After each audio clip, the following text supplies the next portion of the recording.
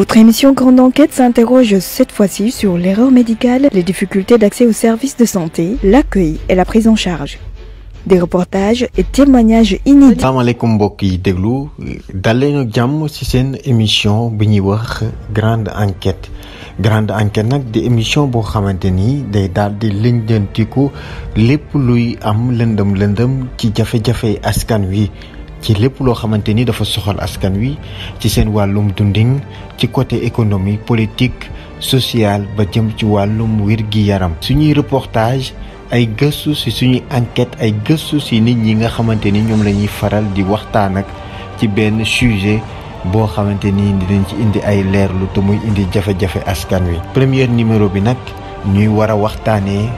fee bu am doole fee boo xamante ni moo jaaxal askan wi te bokk ci dundinu doomu aadama te lu mëntu ñàkk la ñëpp dinañ ci faral di jaar muy lan wér-gu-yaram ku wax wér-gu-yaram nag di nga wax faju ku wax wér-gu-yaram di nga wax garab yi ngay soxla ku wax wér-gu-yaram di nga wax bërëbu fajukaay yi ku wax wér-gu-yaram nag di nga wax ñi nga xamante ni ñoom ñooy faj thème bi nag nekkul dara lu dul lu ñuy wax l'erreur médicale ak négligence ak accès suñu service sanitaire. dama leen di bàyyi léegi ñu daal di njëkkee lenn ci grande enquête mooy témoignage yi nga xamante ni ñenn ñi dund nañ ko ci kër docteur yi ci wàllum faju mi bi ñu demee naka lañ toppatoowee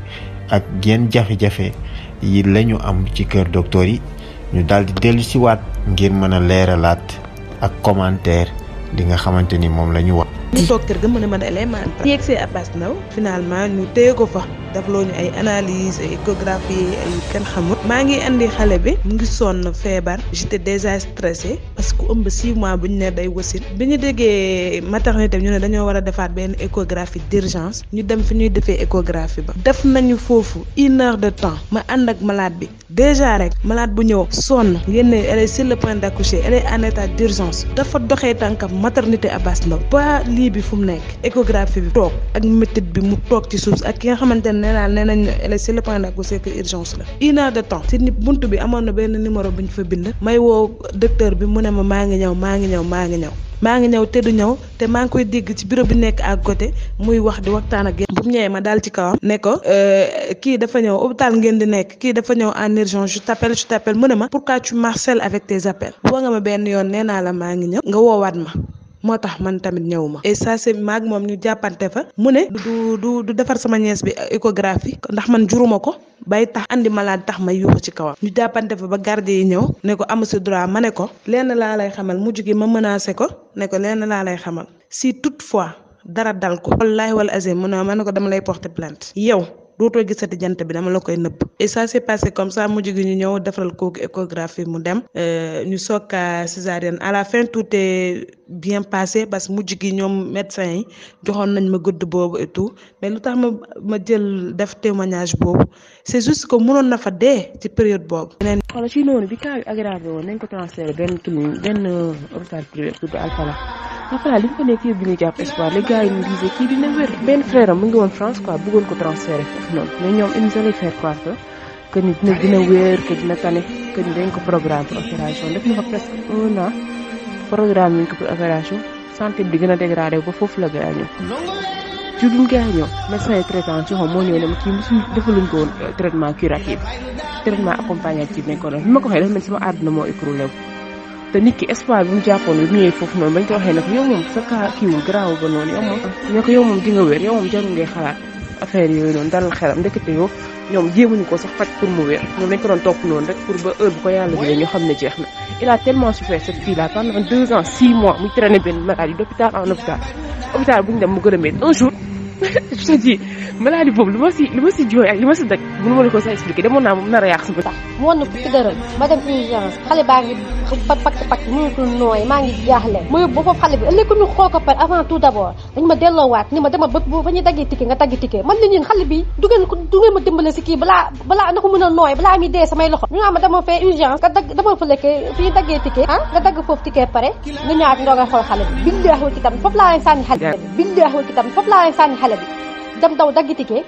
dellusiwaat doo koy xool xale bi doo koy daan ko lan moo nekk si géej affaire boobu daf ma metti tellement boobu ba léegi hôpital régional bëggatuma fa sax teg sama tànk daf ma metti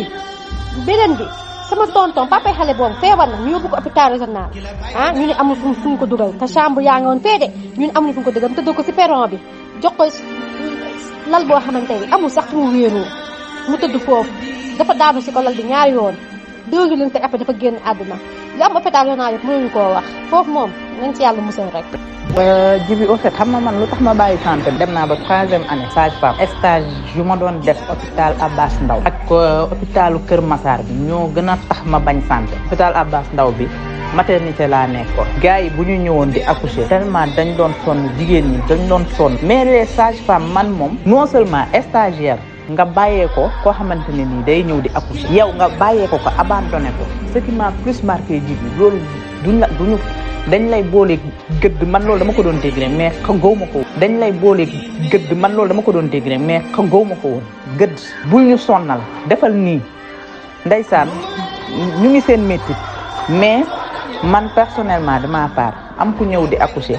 sage-femme bi ne ma demal nga accoucher ko ma ne ko mais man stagiaire la kaay nga diriger ma mu ne ma duma la diriger stage pour loolu la demal nga accoucher ko dem yoonam de bàyyi ma ak dame bi accoucher j'ai fait def naa luñ ma jàngal école def naa li ma mën def samay manœuvre def yëpp mais dame bi ndekete moor ne kii macéré moo doom bi dafa décédé ci biir bi ba pare man xaw ma si dara xale bi dafa génn Jibi oh il était vert changé couleur dafa génn rek man ci sama bopp damaa daanu ndax damaa tiit c'était la première fois damaa tiit ba damaa daanu munu man xaw ma lan laay wax ndaw si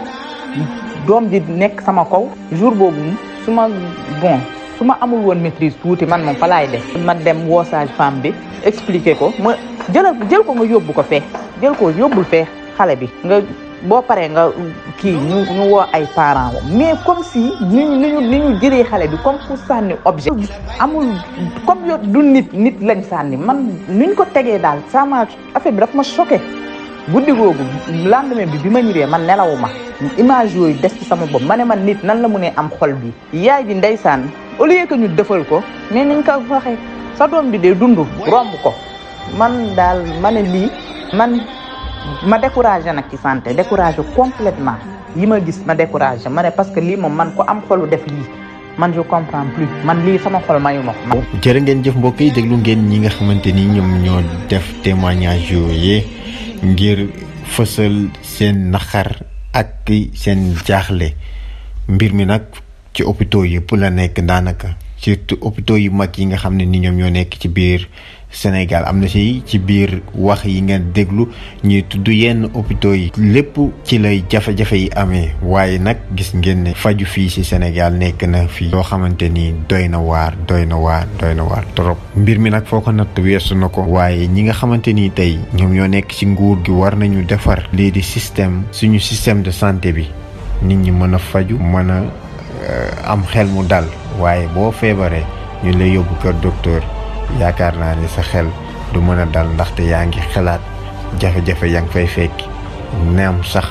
amoo ñàkk pexe moo tax nga fay dem léegi nag dañuy daal di déglu ñenn ñi nga xamante ni ñoom ñooy docteurs yi jafe-jafe yi ñuy dund ñoom tamit seen wàllum boor ndaxte jafe yi ñaari côté yëpp la ñoom nee nañu seen wàllum liggéey am nañ ci ay mbir yoo xamante ni mbir yu tar luñ koy dund ci wàllum accompagnement ak ci wàllum seen service yu ñuy def ñi nga xam ne ñoom la ñuy wooyee DS mooy docteur en spécialisation ñoom nga ñuy fekk ci hôpitaux yi dañ leen di daal di considérer comme stagiaire te jàng nañu ba am bac plus 8 ans di gëstu di fay université waaye ñoom ci seeni kàddu nee nañu ñoom de xaalis bi nga xamante ni dañ leen koy jox ngir ñu mën a suturloo wala ngir ñu mën see mën a am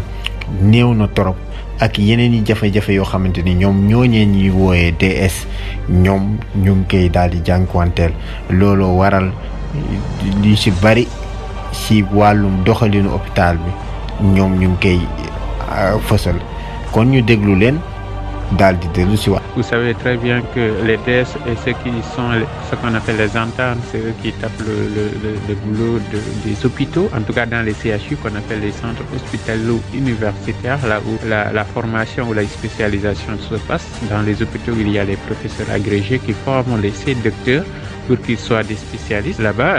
ceux qui tapent le boulot, c'est les DS et les internes. Les internes, heureusement, c'est un concours, ils ont un salaire.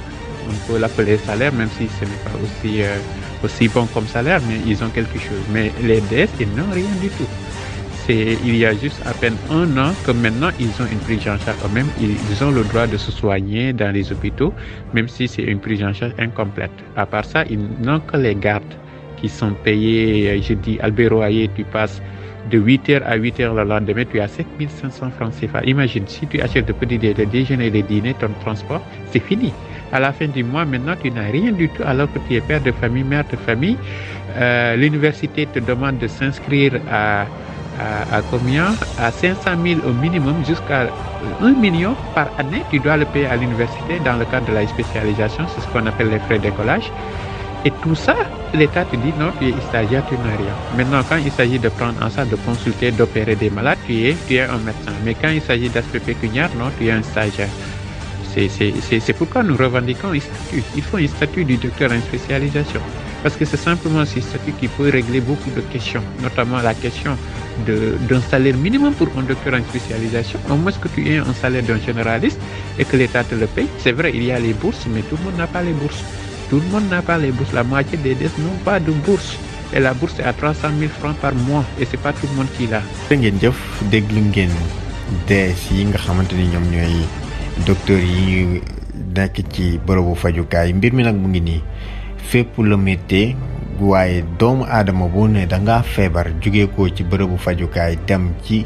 fi nga xamante ni moom mooy kër docteur war nga fa mën a am jàmm war nga fa mën a faju nu mu waree waaye boo fa demee nar fa jëlee li nga xamante ni moom mooy ay jafe-jafe